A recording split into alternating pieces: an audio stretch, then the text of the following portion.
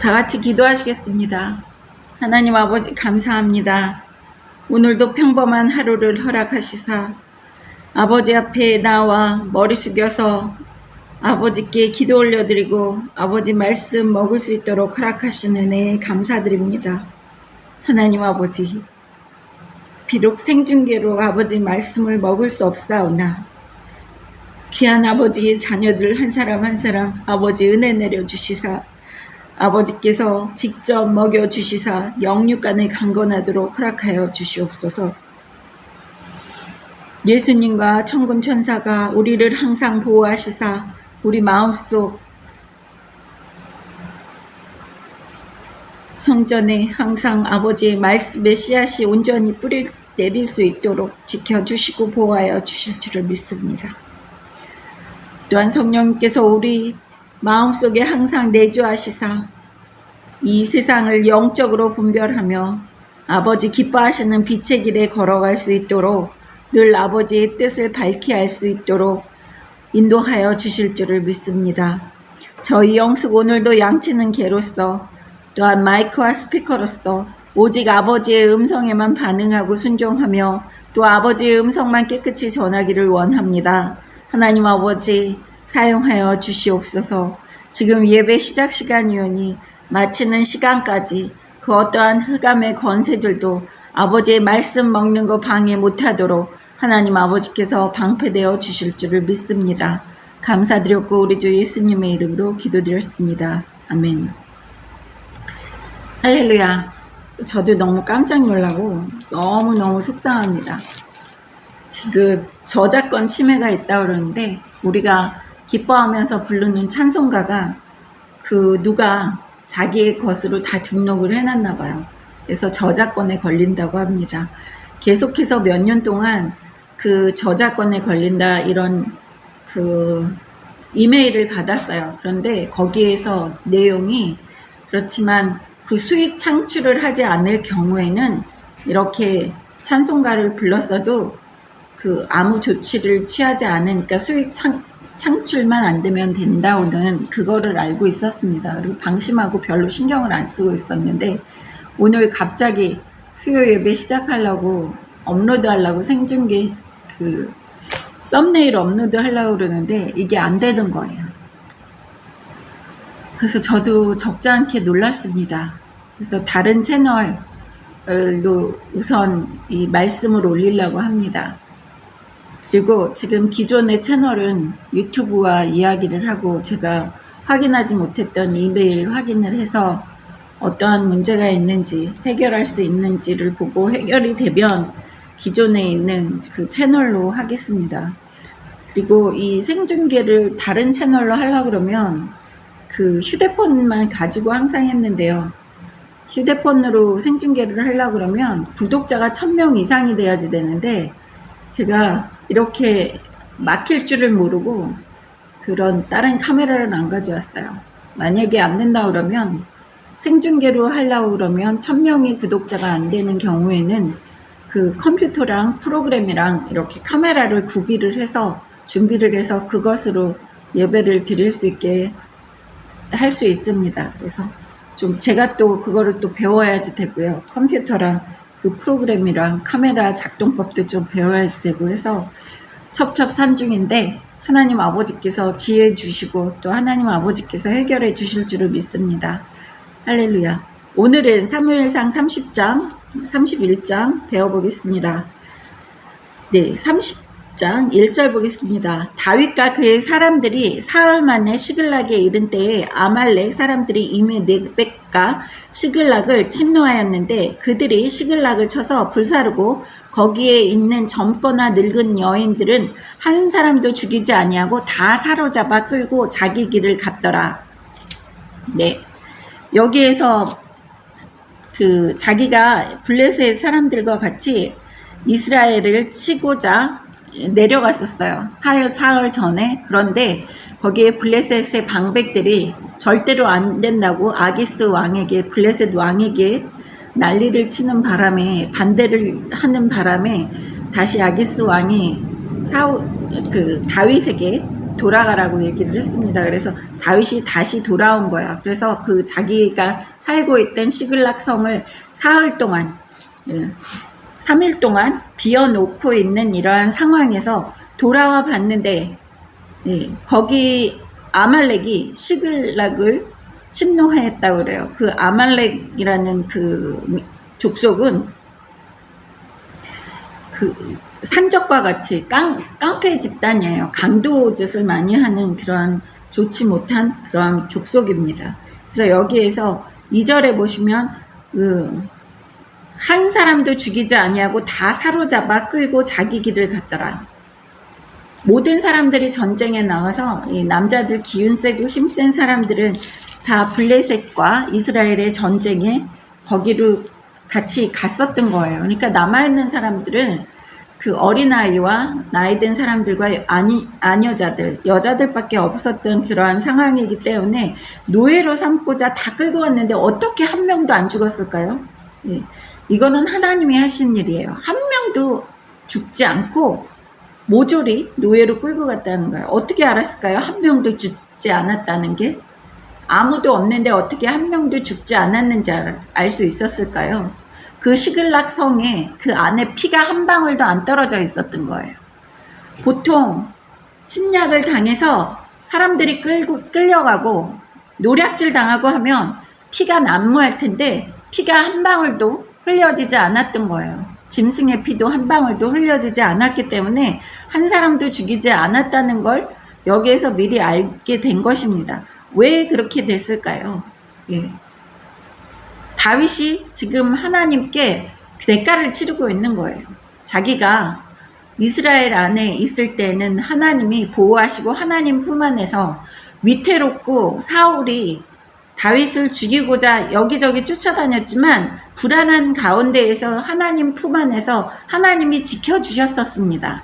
그런데 그 하나님 품을 다윗이 자기 마음대로 그 잔머리를 굴려서 블레셋 품으로 온 거예요. 블레셋 왕의 품으로.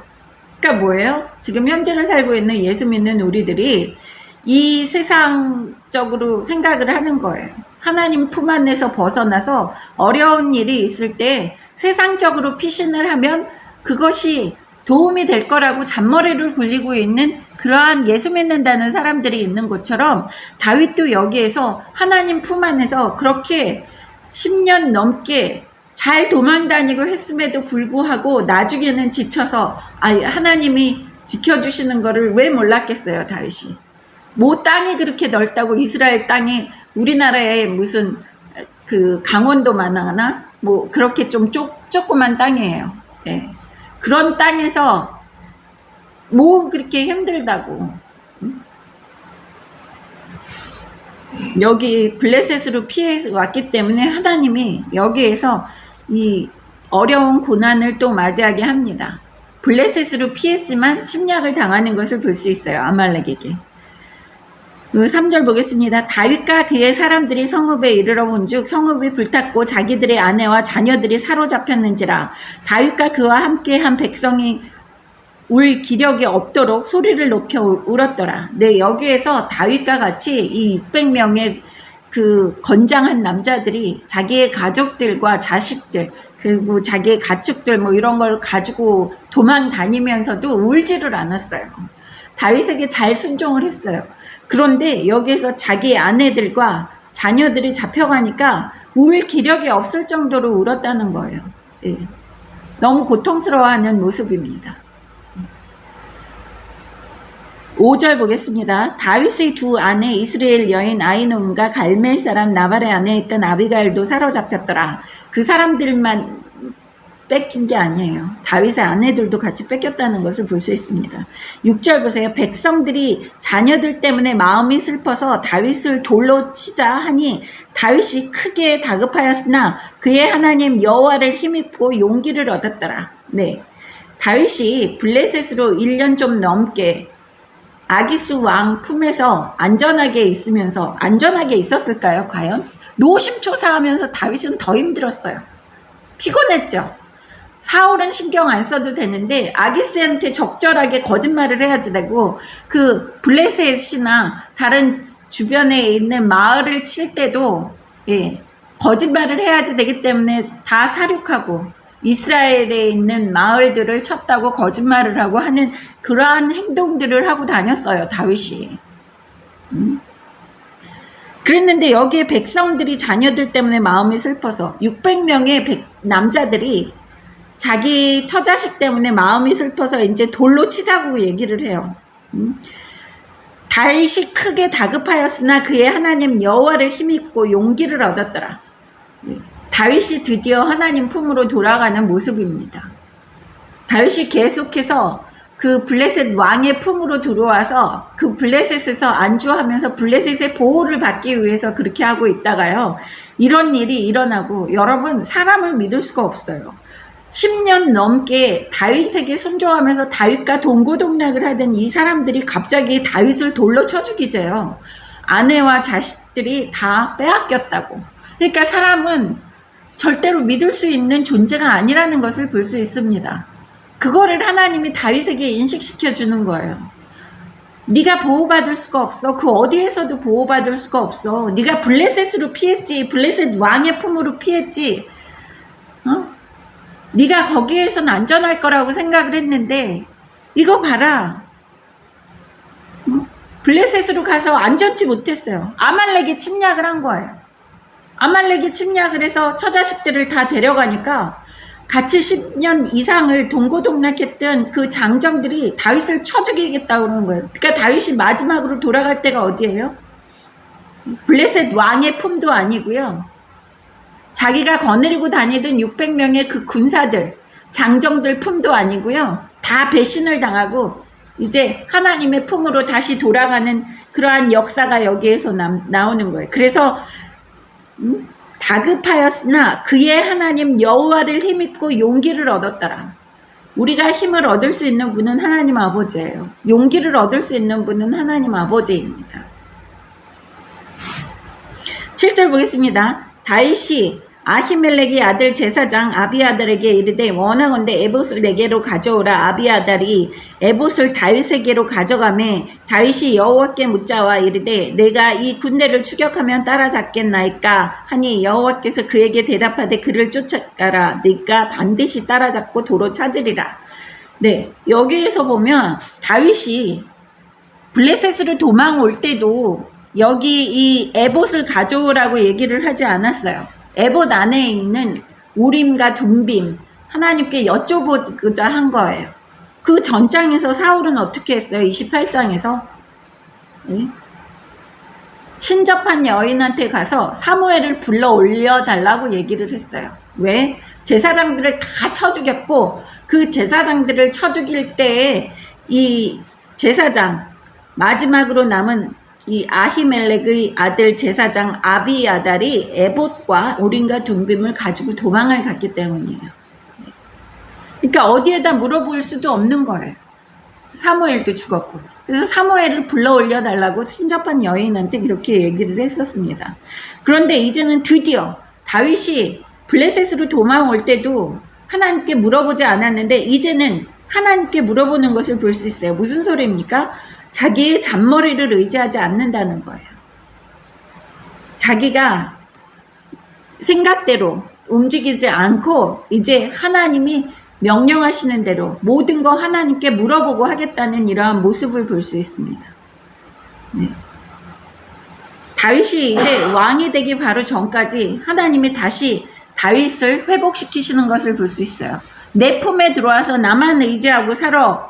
그렇게 얘기하기 위해서 시글락이라는 블레셋 땅에 있음에도 불구하고 아말렉 군사들이 쳐들어와서 블레셋의 땅에 있으면 안전할 거라고 생각했던 그 다윗의 생각을 완전히 무너뜨립니다. 그리고 여기에서 내가 내 군사들, 나랑 같이 하는 동료들 600명, 힘이 있는 장사들 600명이 있으면 내가 그들을 의지하면서 내 목숨을 보존할 수 있을 거야 라는 이러한 생각까지 하나님이 무너뜨리시는 거예요. 돌로 쳐 죽이자 그러면서. 근데 그러했을 때 궁지에 몰렸을 때 의지할 수 있는 분은 오직 하나님 아버지라는 것을 여기에서 다윗에게 상기시켜 주는 거예요. 다윗에게만 상기시켜 주는 게 아니라요. 지금 현재를 살고 있는 우리들 예수 믿는다는 사람들에게까지 상기시켜 주는 거예요. 기억나게 하시는 거예요. 세상 다 필요 없다. 네가 의지하는 거 다 소용없다. 네 옆에 있는 사람들도 언제 돌변해서 돌로 쳐 죽이자고 그럴지 모른다. 응? 네가 보호받을 수 있다고 생각한 그곳에서 아말렉 같은 그러한 깡패나 그러한 나쁜 사람들이 와서 괴롭힐 수도 있고 모든 걸 뺏어갈 수도 있다는 것을 우리가 알아야지 되는 거예요, 여러분. 우리를 지켜주시고 우리를 보호하시고 그러실 분은 오직 하나님 아버지밖에 없다는 거예요. 변함이 없으신 하나님 아버지. 그러면서 하나님 아버지가 뭐라 그래요? 네가 반드시 따라잡고 도로 찾으리라. 늦게 왔는데도 반드시 따라잡고 도로 찾을 수 있다고 다윗에게 안심시켜 주시는 거예요. 뭐예요? 하나님이 다 계획하신 거예요. 이 세상 모든 일은 하나님의 계획 안에서 이루어지는데요. 여기에서 보면 딱 하나님의 계획이라는 게 보여요. 다윗에게 정신 차리게 하기 위해서 하나님이 정신 바짝 차리라고, 그리고 다윗이 한 짓, 하나님을 버리고 블레셋 왕을 택하고 블레셋 왕이 자기를 보호해달라고 하는 그런 마음가짐을 하나님이 벌하시는 거예요. 대가를 치르게 하시는 거예요. 그 대신 아무도 죽지 않고 도로 찾아올 수 있게끔 하십니다. 9절 보겠습니다. 이에 다윗과 또 그와 함께한 600명이 가서 부솔 시내에 이르러 뒤떨어진 자를 거기에 머물게 했으되 곧 피곤하여 부솔 시내를 건너지 못하는 200명을 머물게 했고 다윗은 400명을 거느리고 쫓아가니라. 네, 여기에서 600명의 장정들이 가다가 3일 전에 블레셋과 같이 이스라엘과 싸우려고 여행을 갔다 온 상황이에요. 집에 들어가 보니까, 시글락으로 가보니까 아말렉에게 다 뺏겨가지고 또 다시 이 장정들이지만 또 그 자신의 처자식을 찾으러 이렇게 가니까 200명의 약한 사람들이 너무 피곤하기 때문에 부솔 시내에서 거기에서 머물게 했다는 것을 볼 수 있어요. 다윗은 사울과 달라요. 사울은 전쟁할 때 아무것도 먹지 말라 그랬잖아요. 금식하라고 그럴 정도로. 그런데 다윗은 그 사람의 나약함을 보는 것을 볼 수 있어요. 그래, 피곤해? 200명 너 여기서 쉴 수 있어. 다윗이 보이는 이 모습은 뭐예요? 사람에게 의지 안 하는 다윗의 모습을 볼 수 있어요. 만약에 생각을 해보세요. 600명이 가도 모자랄 판에, 우리가 다 같이 가서 뺏어와도 모자랄 판에 너희들 200명이나 피곤하다 그러고 3분의 1이나 여기에서 쉬겠다 그러면 그게 말이 돼? 그런데 다윗은 그렇게 생각 안 해요. 그래, 너희들 피곤해? 싸우시는 분은 하나님이시죠. 우리 처자식을 찾아주실 분은 하나님이셔. 200명 너희들 여기에서 쉬어도 괜찮아. 사울과 다윗의 이렇게 상반되는 이러한 모습을 볼 수 있습니다. 거기에서 200명 쉬라고 그래요. 그냥 너희들이 싸우는 거 아니야. 그래.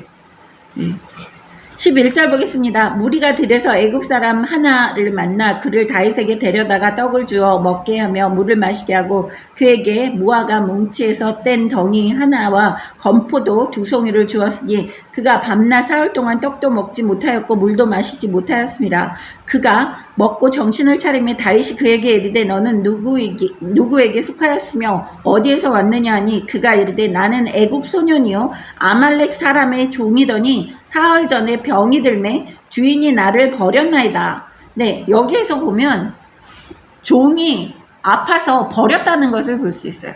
여러분, 종은 돈으로 바꿀 수 있는 재산이에요. 네, 걸어다니는 재산이에요. 그런데 그 종을 버렸다는 것은 이 애굽 소년이 아주 많이 아팠었다는 거예요. 아주 많이 아팠는데 사흘 동안 못 먹었는데도 이렇게 살아날 수 있는 것은 하나님의 뜻이에요. 다윗을 만나게 하기 위해서 하나님이 이 아이를, 애굽 소년을 아프게 하시고 살아날 수 없다고 생각했기 때문에 버린 거예요. 자기의 종을 함부로 안 버려요. 얘는 가망이 없구나, 얘는 죽을 거야, 그러니까 버린 거예요. 그런데도 이 소년은 살아나 있어요. 사흘 동안 먹지도 못하고 병들었었던 소년이 살아있는 거예요. 그런데 다윗이 불쌍하게 생각해서 그걸 먹을 것을 줍니다. 다 먹을 것을 줘요. 바쁜 와중이에요. 처자식 찾으러 가는 와중이에요. 그 사람을 못 본 척하고 그냥 막 가도 되는 상황이에요. 쫓아가느라고 바쁜 상황임에도 불구하고 이 아이에게 음식을 줍니다. 그래서 14절 보세요. 우리가 그렛 사람의 남방과 유다에 속한 지방과 갈렙 남방을 침노하고 시글락을 불살랐나이다. 이 아이가 술술술술 다 이야기를 하는 거예요. 예? 그러면서 15절 보세요. 다윗이 그에게 이르되 네가 나를 그 군대로 인도하겠느냐 하니 그가 이르되 당신이 나를 죽이지도 아니하고 내 주인의 수종에 넘기지도 아니하겠다고 하나님의 이름으로 내게 맹세하소서. 그리하면 내가 당신을 그 군대로 인도하리이다 하니라. 네, 뭐라 그럽니까? 나를 죽이지 않고 다시 종으로서 우리 주인한테 주지 않으면 내가 군대로 인도하겠습니다. 이거 하나님이 완전 가이드를 남겨놓으신 거예요. 얘를 아프게 해가지고 죽을 애처럼 해가지고 얘를 남겨놓으신 거예요. 그러니까 하나님이 모든 거를 계획해 놓으시는 거예요. 다윗이 바로 왕이 되기 일보 직전이에요. 31장에는 이제 사울과 사울의 아들들이 죽어요. 그래서 다윗이 왕으로서 이스라엘의 왕으로서 군림을 하는 이런 시기가 옵니다. 왕이 되는 시기가 와요. 바로 전 일이에요, 이 일이. 그러니까 하나님이 다윗이 하나님의 품을 버리고 블레셋으로 가서 블레셋을 의지하던 거, 세상을 의지하던 거, 그런 거를 하나님이 다 무너지게 만드시는 거예요. 그리고 다윗은 대가를 치르는 거예요, 지금. 처자식을 뺏기고 이렇게 시글락이 초토화되는 것은 하나님을 버리고 블레셋으로 피한 그 다윗에게 하나님이 대가를 치르게 하시는 거예요. 대가를. 그리고 블레셋 의지에도 아무 소용없다. 그거를 보여주시고 네가 거느리고 있는 600명의 장정들 의지해도 걔네들도 변하는 애들이야. 아무 소용없다. 오직 나한테만 의지해라는 것은 여기에서 계속 가리키고 마지막으로 훈련시키시는 이런 모습을 볼 수 있습니다. 그런데 여기에서 이 소년까지 만나게 하셔서 길바닥으로 헤매고 다니지 않아도 되게 그 소년이 그냥 직행으로 그 군사가 있는 대로 인도하는 거예요. 16절 보겠습니다. 그가 다윗을 인도하여 내려가니 그들이 온 땅에 편만하여 블레셋 사람들이 땅과 유다 땅에서 크게 약탈하였으므로 말미암아 먹고 마시며 춤추는지라. 너무 기쁜 거죠. 한 군데에서만 그 노략질한 게 아니에요. 여기 다윗이 가서 보니까 그 아말렉 사람들이 온 땅에 편만하여. 편만하다는 게 뭐예요? 평안하고 만족한다는 거예요. 평안하고 만족한 모습으로 있다는 거예요. 왜? 블레셋 사람들의 땅과 유다 땅, 이스라엘 사람들의 땅이죠. 크게 약탈하였으므로 말미암아 먹고 마시고 춤추고 난리가 난 거예요. 자기네가 승전고를 외치는 거죠. 17절 보겠습니다. 다윗이 새벽부터 이튿날 저물 때까지 그들을 치매 낙타를 타고 도망한 소년 400명 외에는 피한 사람이 없었더라. 네, 400명을 데리고 가서 새벽부터 그 이튿날 그 다음날 저물 때까지 그들을 쳤다는 것을 볼 수 있어요. 400명을 데리고. 네? 그런데 낙타를 타고 도망한 400명 외에는 피한 사람이 없대요. 하나님이 이렇게 힘도 주시는 것을 볼 수 있어요. 400명만 데리고 가서 200명은 기운이 없다고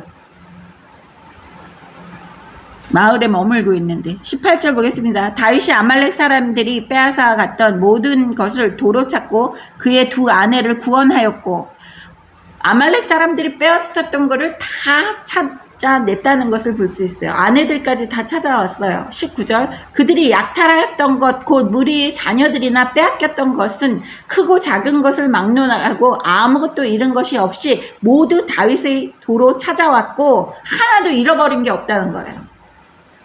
이게 하나님이 하시는 역사라는 거예요, 여러분. 하나도 잊어버린 게 없어요.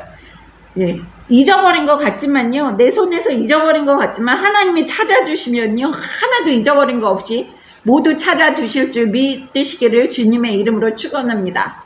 아멘 하십시오. 아무것도 잃은 것 없이 모두 다윗이 도로 찾아왔고, 다윗이 또 양떼와 소떼를 다 찾아왔더니 무리가 그 가축들을 앞에 몰고 가며 이르되 이는 다윗의 전리품이라 하였더라.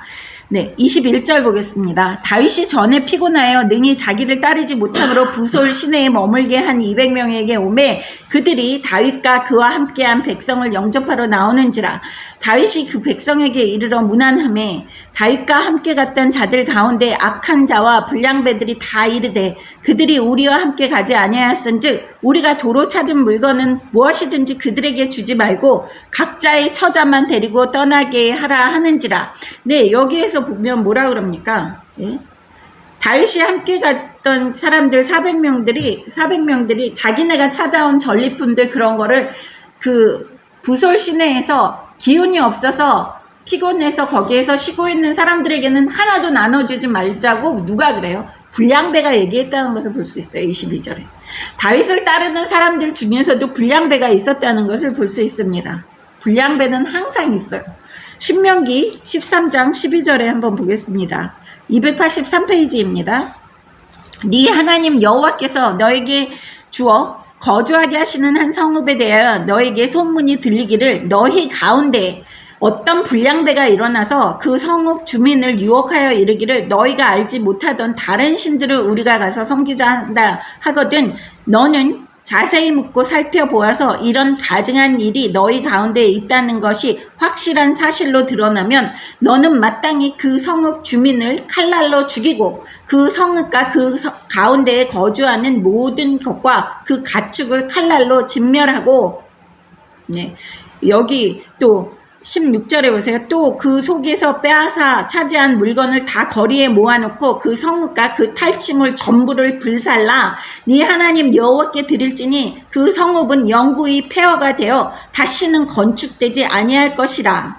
너는 이 진멸할 물건을 조금도 네 손에 대지 말라. 그리하면 여호와께서 그의 진노를 그치시고 너를 긍휼히 여기시고 자비를 더하여 네 조상들에게 맹세하신 같이 너를 번성하게 하실 것이라. 네가 만일 네 하나님 여호와의 말씀을 듣고 오늘 내가 너에게 명령하는 모든 명령을 지켜 네 하나님 여호와의 목전에서 정직하게 행하면 이같이 되리라. 하나님께서 축복하신다는 거예요. 그런데 부정탄 거는 여러분 하나도 만지지 말고 모두 불살라야지 된다고 얘기하는 것을 볼 수 있어요. 하나님 아버지께서. 무슨 소리입니까? 우리가 먹어도 되는 재물이 있고요. 먹지 말아야지 되는 재물이 있다는 거예요, 여러분. 사람들은 그렇게 얘기해요. 아이 뭐 똑같은 돈인데 뭐 은행에서 발급하는 똑같은 돈인데 그렇지 않다는 거예요. 은행에서 발급하는 똑같은 종이라고 그래도요. 하나님이 보시기에 이거는 부정한 거 부정하지 않은 거 그런 게 있다는 거예요. 하나님 뇌물도 먹지 말라고 그러잖아요. 은행에서 발급하는 똑같은 종이 돈인데 뭐 뇌물을 왜 먹지 말라고 그랬어요. 그 재물이 담고 있는 그 의미가 중요하다는 거예요.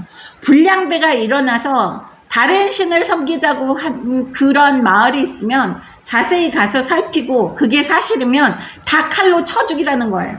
거기에 있는 모든 물건들까지 모아서 다 불살라서 없애라는 거예요. 아주 무서운 하나님 아버지예요. 여기에서는 뭐 이 불량배들이 우상숭배하자고 얘기한 게 아니라 다윗을 돌로 쳐 죽이자고 얘기를 했을 거예요. 그게 앞장선 사람이 그 불량배들이었을 거예요. 그 불량배들이 똑같이 22절에 뭐라고 그래요? 200명은 우리와 같이 가서 전쟁을 하지 않았으니까 편하게 쉬기만 했으니까 네? 여기에서 그들에게는 이런 거 우리가 나눠주지 말자. 전쟁에서 얻은 것을 나눠주지 말자라고 얘기를 하는 거예요. 그랬더니 23절에 보세요. 다윗이 이르되 나의 형제들아 여호와께서 우리를 보호하시고 우리를 치러온 그 군대를 우리 손에 넘기셨은즉 그가 우리에게 주신 것을 너희가 이같이 못하리라. 다윗은 무슨 생각을 합니까? 이 재물이 우리가 터득한 게 아니라 우리가 쟁취한 게 아니라 하나님이 주신 그러한 재물이라는 거예요. 그래서 이 일이 누가 너희에게 듣겠느냐? 전장에 내려갔던 자의 분깃이나 소유물 곁에 머물렀던 자의 분깃이나 동일할지니 같이 분배할 것이니라 하고 그날부터 다윗이 이것으로 이스라엘의 율례와 규례를 삼았더니 오늘날까지 이르니라. 똑같이 나눠갔자는 거예요. 여러분 생각을 해보세요. 여기에서 보면 가족적인 개념이에요.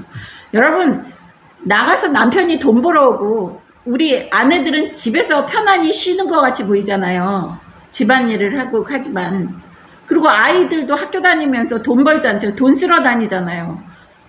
그런데 아빠들이 그러니까 이거 내가 번 돈이니까 나 혼자 먹고 살 테니까 너희들 나가서 돈 벌어와 이런 얘기 안 해요. 그렇지 않아요?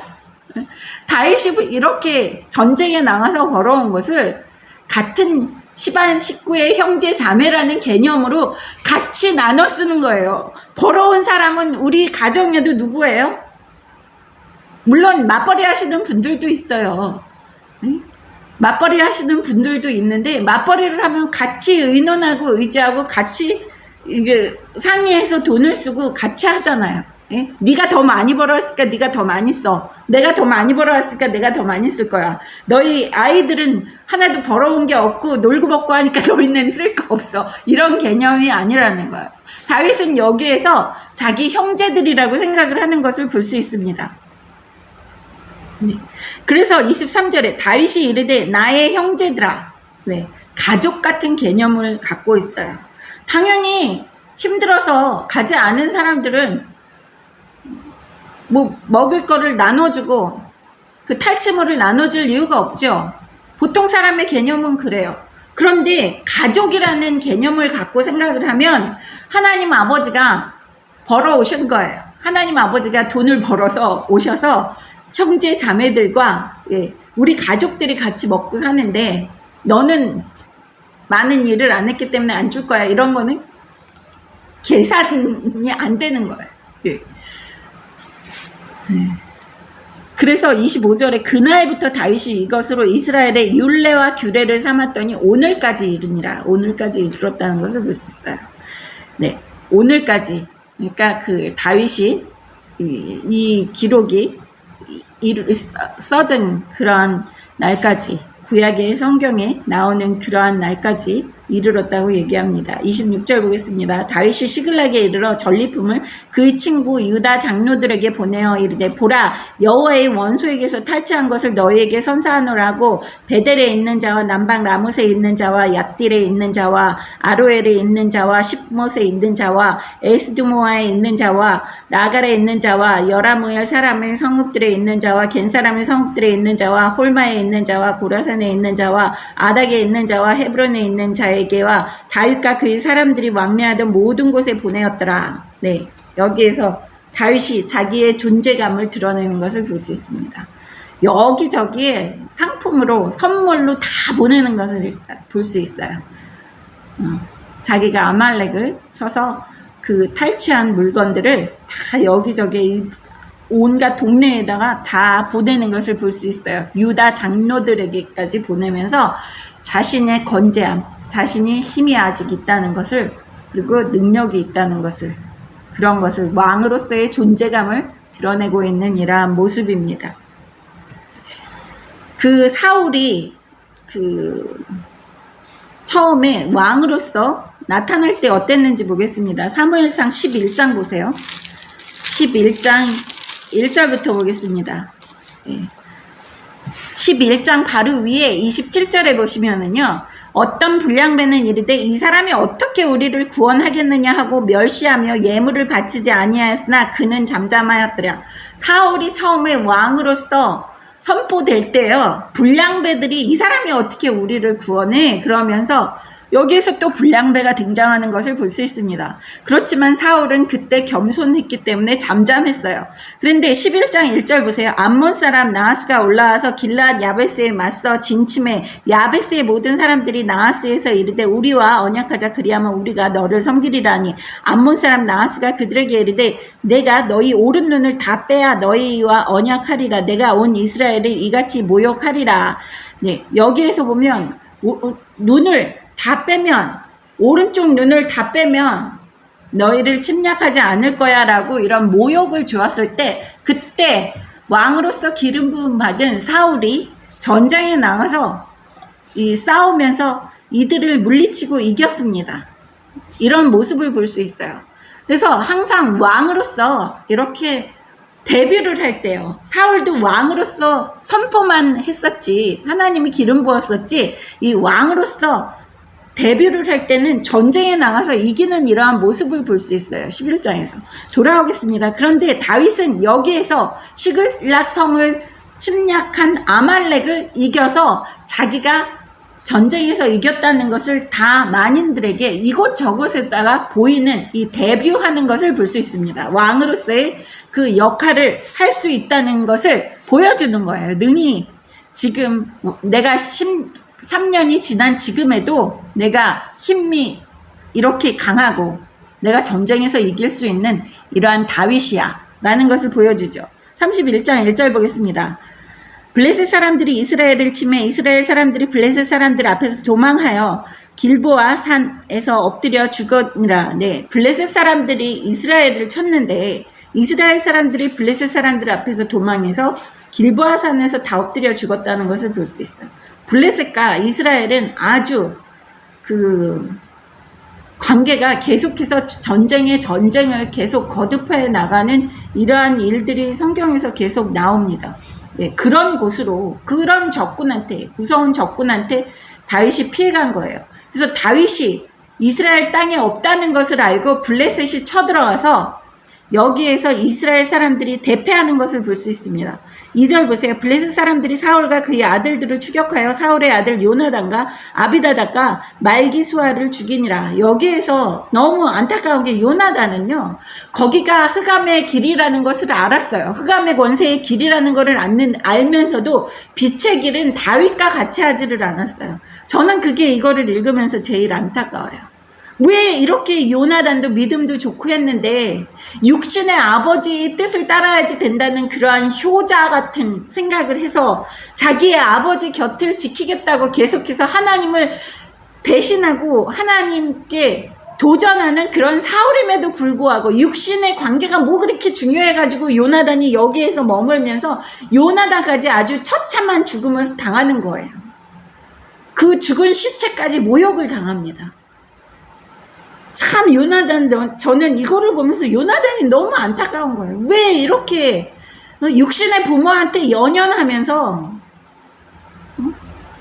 어둠의 길을 계속 가서 이렇게 비참한 최후를 맞이하느냐.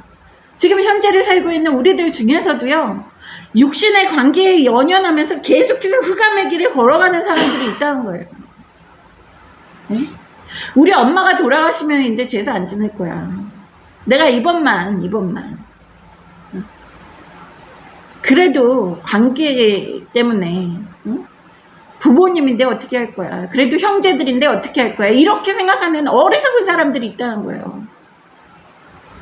근데 여기에서 다 죽어요. 요나단도 같이 죽어요. 그 믿음이 충만해가지고 전쟁에서 이겨서 혼자 나와가지고 그 전선을 다 혼란시키면서 그 승리로 이끈 요나단까지 여기에서 죽는 거예요. 다윗을 피신시켜주고 다윗을 그렇게 사랑한 요나단, 하나님에 대한 믿음이 그렇게 강한 요나단도 여기 흑암의 길에 같이 있으면은요 개죽음을 당하는 거예요. 같이. 3절 보겠습니다. 사울이 패전함에 활 쏘는 자가 따라잡으니 사울이 그 활 쏘는 자에게 중상을 입은지라. 그가 무기를 든 자에게 이르되 네 칼을 빼어 그것으로 나를 찌르라. 할례 받지 않은 자들이 와서 나를 찌르고 모욕할까 두려워하노라 하나 무기를 든 자가 심히 두려워하여 감히 행하지 아니하는지라. 이에 사울이 자기의 칼을 뽑아서 그 위에 엎드러지매. 너무 아이러니한 이야기예요. 여러분. 활 쏘는 자가 사울을 쫓아다니다가 사울이 활에 맞았어요.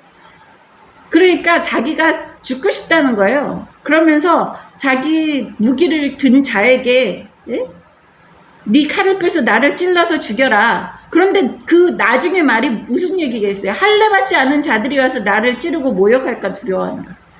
여기서 할례 받지 않은 자가 왜 나옵니까? 자기는 선택받았대요. 하나님께 버림받은 사람이에요. 그런데 여기에서 이스라엘 사람들이 입버릇처럼 얘기하는 게 할례 받지 않은 자들이 와서 나를 모욕할까 두려워한대요. 지금 현재를 살고 있는 예수 믿는다는 사람들이요.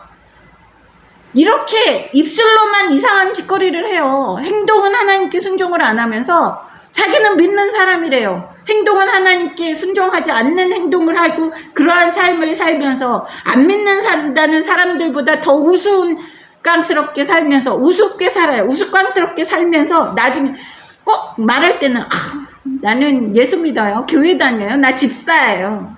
나 장로예요. 권사예요. 그게 뭔 사양이 있는데요.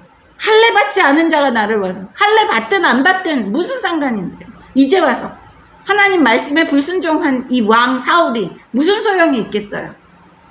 할례 받든 안 받든 왕이 받았든 안 받았든 상관없어요. 어차피 하나님께 버림받은 사람이에요.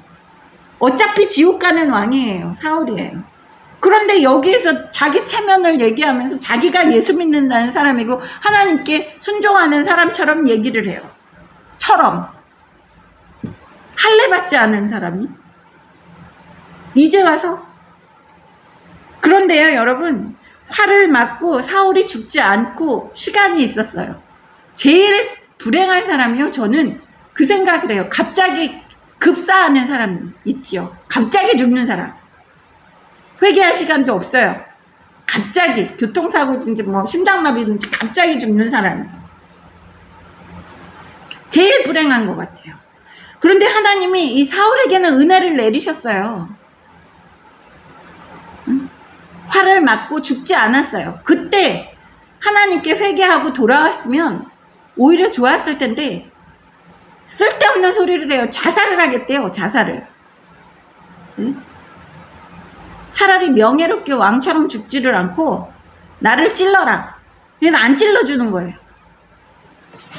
두려워하여서 찔리지 않으니까 사울이 자기 칼을 뽑아서 그 위에 엎드려졌대요. 자살을 했어요. 자살하라고 그런 시간을 준 게 아니라 회개하라고 시간을 줬는데 그 시간을 자살하는 데 쓰는 사울을 볼 수 있어요. 5절 보겠습니다. 무기를 든 자가 사울의 죽음을 보고 자기도 자기 칼 위에 엎드려져 그와 함께 죽으니라. 여러분 주변에 자살하는 사람이 많으면 같이 따라서 자살해요. 어느 집안은 유명한 우리나라의 뭐 영화배우 있잖아요. 탤런트. 그 집안은 온통 자살을 했어요. 전남배우부터 시작해서 동생까지.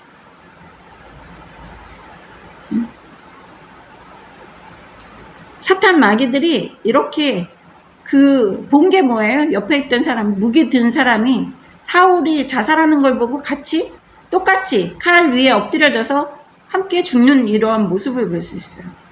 죽을 때도 본보기가 되게 죽어야지 되는 거예요. 근데 사울은 죽으면서도 지옥에 가는 사람 하나 더 붙여가지고 가는 걸 볼 수 있어요. 6절 보겠습니다. 사울과 그의 세 아들과 무기를 든 자와 그의 모든 사람이 다 그날에 함께 죽었더라. 세 아들들은 자살하지는 않았나 봐요. 세 아들들도 죽었고 그날에 다 함께 죽었대요. 이스라엘 사람들이. 여기에서 군사들이. 7절 보겠습니다. 골짜기 저쪽에 있는 이스라엘 사람과 요단 저쪽에 있는 자들이 이스라엘 사람들이 도망한 것과 사울과 그의 아들들이 죽었음을 보고 성읍들을 버리고 도망하며 블레셋 사람들이 이르러 거기에서 사니라. 네, 여기에서 골짜기에 있던 이스라엘 사람들이 다 도망했대요. 사울과 아들들이 죽은 것을 보고 다 도망한 거예요. 이 이스라엘 사람들이 줄 잘못 쓴 거죠. 하나님이 버린 왕을 그 왕이 온전한 왕인지 알고 계속 따랐던 거예요. 이 사울은 하나님이 사울을 왕으로 세운 목적이 뭐였습니까? 이스라엘 백성들이 사람 왕을 달라고 한 목적이 뭐예요? 자기네들을 지켜달라고 왕을 달라고 그런 거예요. 그래서 하나님이 진노하셨죠. 하나님이 계속 보호하시고 지켜줬는데 이스라엘 사람들은 사람 왕을 원했어요. 사울을 원했어요. 그래서 사울이라는 사람 왕자에 오른 다음에 뭐 했습니까? 뭐 몇 번 지켰겠죠. 그런데 사울의 목표는 뭐였어요? 마지막 13년 동안의 사울의 목표는요, 군사들을 이끌고 다윗을 찾아서 죽이고자 하는 그 목표밖에 없어요. 하나님 사랑하는 사람을 죽이고자 하는 목표. 그러니까 삶에 자기 목적을 잃은 사람이에요, 사울은. 그러니까 우리가 살면서요, 내가 살아있는 목적이 뭔지, 내가 지금 이 자리에서 살고 있는 목적이 뭔지를 기억을 하고 살아야지 되는 게, 그게 사람의 할 도리예요. 자기의 목적을 잃으면요, 이렇게 사울처럼 개죽음을 당할 수밖에 없는 거예요. 하나님이 사울을 세우실 때 이스라엘을 보호하라고 세우신 거예요. 사람 왕으로서. 하나님 말씀에 순종하고 내 백성 이스라엘을 보호해라. 그런데 사울은 그런 역할을 못했어요. 그렇기 때문에 하나님께 버림받은 거예요. 하나님 말씀에 순종 안 하고 이스라엘 백성들을 보호할 생각도 없었고 교만이 하늘을 찔렀죠. 왕이 된 다음에 모두들 왕이라고 순종을 했기 때문에 교만이 하늘을 찔렀습니다. 7절 보겠습니다. 골짜기 저쪽에 있는 이스라엘 사람과 요단 건너쪽에 있는 이스라엘 자들이 이스라엘 사람과 도망한 것과 사울과 그의 아들들이 죽었음을 보고 성읍들을 버리고 도망하네 블레셋 사람들이 이르러 거기에 사니라.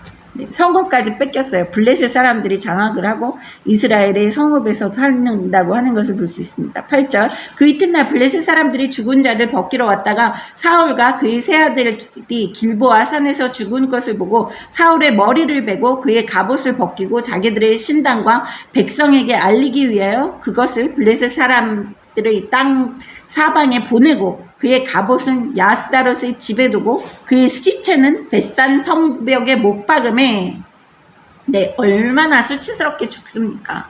이게 하나님이 기름 부음 받은 그런 왕이에요. 그런데 이 사울이 죽은 것을 보고 사울의 머리를 베서요. 머리를 벤다는 것은 그때 고대 근동 지방에 그렇게 하는 거예요. 승정보를 알리기 위해서. 머리를 베서 어디다 갖다 놨어요? 우상 숭배하는 신당에다가 사울의 머리를 같이 놨다는 거예요. 백성들에게 알리기 위해서. 그리고 그것을 블레셋 사람들이 땅 사방에다가 그 사울의 죽은 머리를 다니면서 보이게 한 거예요. 그리고 그의 갑옷, 사울의 갑옷은 아스다롯의 집에 두고, 아스다롯은 또 우상이에요. 그들이 섬기는 우상의 집에 두었대요. 신전이죠. 그리고 그 시체, 나머지 목 아래의 시체는 어떻게 했느냐 하면 벳산 성벽에 못 박음에 머리 따로 몸 따로 해서 성벽에 못 박아서 거기에 대롱대롱 벽에 매달려 있게 한 거예요. 이렇게 잔인하게 죽습니다.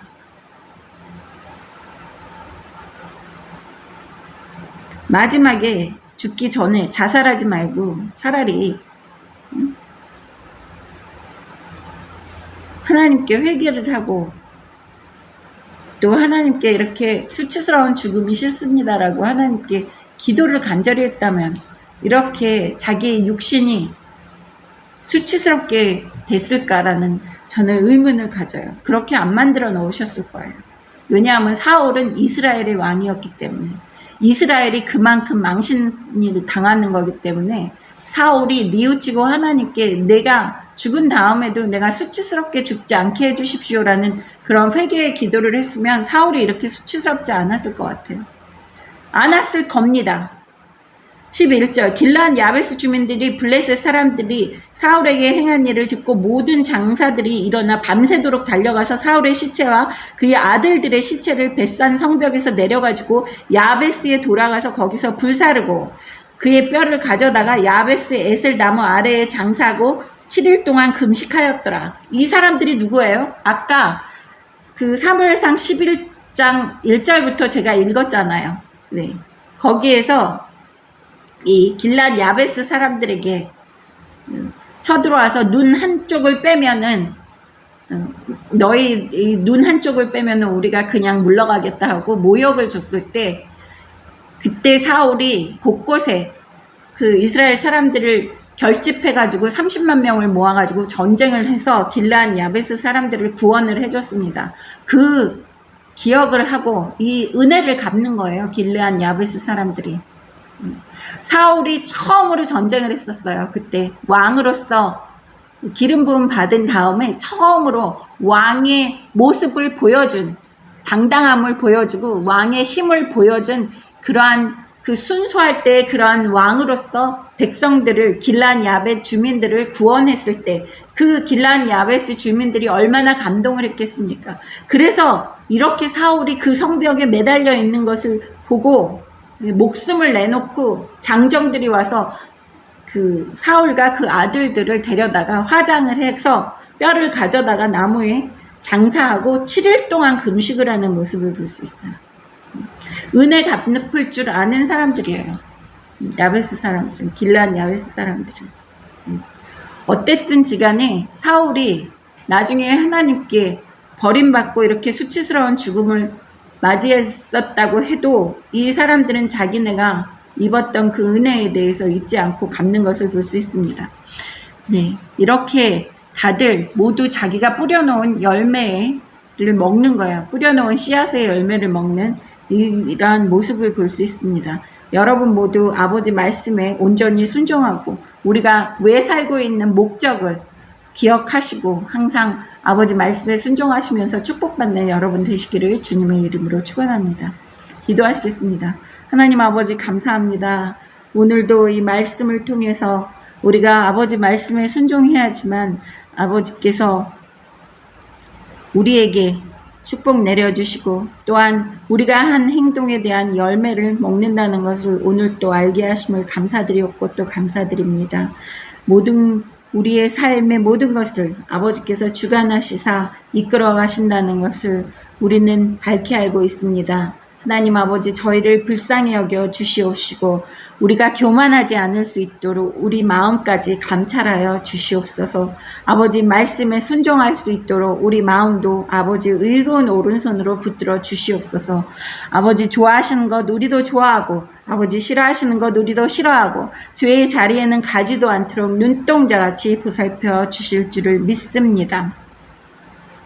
귀한 아버지 자녀들 어디를 가도 머리가 되고 꼬리가 되지 않고 나가도 복을 받고 들어와도 복을 받고 하는 일마다 만사형통하며 아래 있지 않고 높이 세워 주시옵시고 남에게 꾸어질지언정 꾸지 않게 하시고 하는 일마다 만사형통하고 악인들이 한 길로 왔다 일곱 길로 도망하는 놀라운 은혜 허락하여 주시옵소서.